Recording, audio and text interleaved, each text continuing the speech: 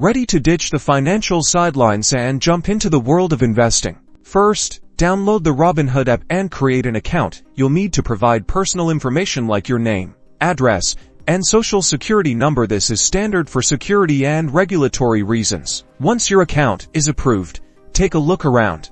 The home screen displays a personalized feed of news and stocks, along with your portfolio's overall performance. To find a specific stock, use the search bar at the top, type in the company's name or ticker symbol, like AAPL for Apple. On the stock page, you'll see real-time price quotes, charts illustrating its performance, and related news. Scroll down to find more detailed information about the company. Ready to buy?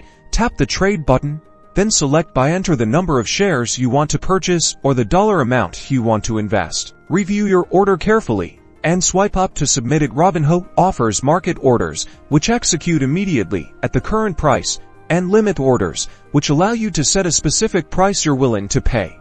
Robinhood also allows you to trade options and cryptocurrency. These are more complex investments, so be sure to do your research before diving in. You can find these features within the app's navigation. Finally, manage your account settings, including funding sources and security features, in the account section. Remember, investing involves risk, so start small, diversify your portfolio, and always do your homework.